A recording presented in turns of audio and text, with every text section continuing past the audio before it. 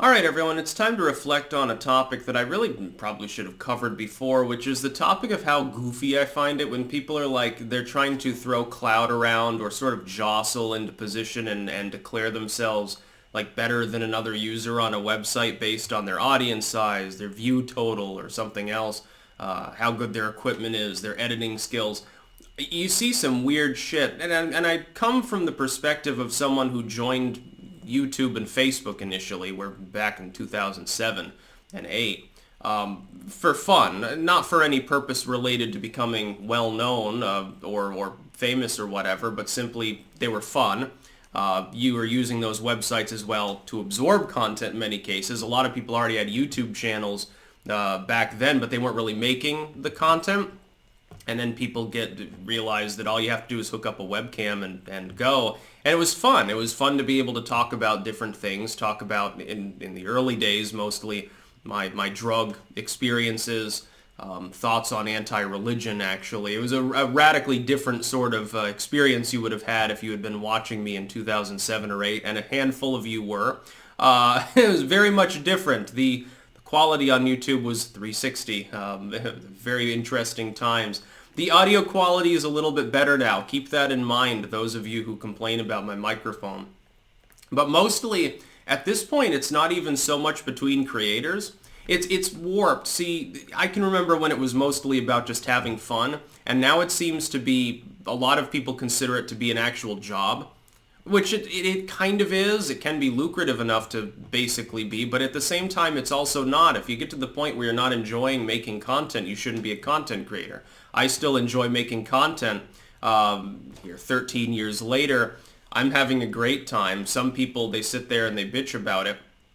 I don't really understand, because some of these people make one video a month and they consider themselves to be put out by this fact. I understand there's a difference when you begin editing things more, but you know, you got to keep things in mind, be a little bit more reasonable, I think. But mostly, it's people's audiences at this point.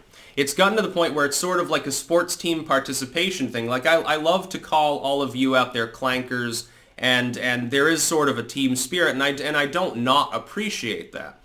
But at the same time, when people from one content creator and another are sparring over, like, their relative content creators, they're like part of a fan club or something, rambling about how, the X person has more views, that a person Y has more subscribers, and you people all suck and stuff.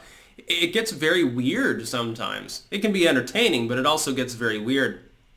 If somebody is just online for the purposes of stardom or whatever, they're normally going to fail anyway. How many times have we read the same recycled newspaper crap about somebody, they want to become Instagram famous, but it didn't work, and now they're all sad or something like that. Some of these people have killed themselves. The reason why a lot of people from the earlier wave succeeded is because they didn't join to become well-known. The earliest wave of people that joined sites like YouTube and Facebook and so forth were doing it for fun, or they were doing it to screw around. In all honesty, a lot of us were trolls. I know I was. What do you think I was fucking doing on YouTube in the mid-2000s? I was mainly trolling people, and then making shitty videos. Oh, you should have seen some of the crazy shit that was on the platform, by the way, at the time. It was fun. It was a form of entertainment, and it's still fun. At this point, if you're a larger creator, all you have to do is exist, and it's like, you actually feel sort of like a troll anyway. I know that there are thousands of people out there that are literally pissed off about the fact that I have a platform at all. They're very, very angry for political reasons or because they just don't like me as a person. There are people out there that are vexed by this, and almost obsessively so. Simply making the content that I make and having it succeed and the channel grow pisses them off. This gives me infinite amounts of hilarity. It literally makes me chuckle. You brighten my day by not liking me as long as I'm doing well. Not dying of coronavirus or anything like that, not getting dragged off to a quarantine facility. That might stop the video uploading for a while if that happens, so, maybe I should get a gas mask or at least a plague mask.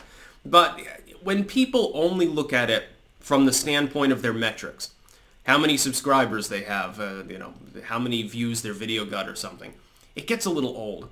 And I sort of went through a phase like that, years ago, where I'm like, I was more interested in that side of things. But then I'm like, you know what, that'll manage itself, number one, and I'm just going to make whatever I fucking want, number two. A lot of people kept encouraging me to split my content onto 2 channels. And they're like, you'd have more views. You'd have so many more subscribers if you changed your username. The fuck would I want to do that? I've had the same username since the middle of 2008. It's a legacy username. I've got my own, special URL and everything. Why would I want to change that? It's not just nostalgia. It's like, that feels like selling out, dude. Or business deals and stuff. When you get approached by some business, oh, by the way, if you pitch our product, we'll pay you a certain amount of money per video. Why would I want to do that? I'm wasting time. What if I hate your product? What if I start hating it? Like, let's say that your Andy Six blog of shit muesli company wants to sponsor me, and you'll pay me $10 just per video just to mention his logs of shit sliding out of his balloon knot. That's fine. But what if that gets old? What if 6 months later I'm like, I've eaten enough logs of shit, I want to drink Danny Phil's piss or something like that. And you can tell, I don't take this 100% seriously. I know that if I were to clean up my image, change my username, split my channel, do more live streams, edit better microphone or whatever, have a green screen behind me, I know that I would have more subscribers. I know that I would have more views. But why would I want to do that? That's not the only point of actually making content. Part of the point is literally just to make it. I'm already reaching 250,000 people a day. Do you realize how fantastic that sounds to someone who, joined up in 2007, back when, that was miraculous if you hit that level? Back then it would have been, the equivalent would have been millions today. So I just think that creating content's fun. If it's not fun, don't do it. The football team mentality behind some creators, it can be entertaining, but at the same time, it can also be kind of boring. It can get a little bit boring because, you see a lot of the same thing over and over again. It's sort of like the reply guy sort of thing on Twitter. It's very, very fun to crucify Bernie Sanders every time he posts, but if I were to do that for years and years, eventually it'd get a little bit old. It's spicy and fun now because, you get the Dem primaries, Super Tuesdays coming up. I'm going to be going after all the Dems on Twitter. But at some point, I'm going to get bored with it, and I wouldn't want to create a career out of it. It's just not the way that I would like to work. Anyway, that's what I would have to say about that. I'd say, being well-known is fun. It's a mood boost. Somebody sees you on the street, wants to shake your hand or something. You do get a mood boost from that. I'm not denying that at all, and I appreciate every person that watches my content. Those who buy the books, those who watch the videos, those who do click like and share, absolutely.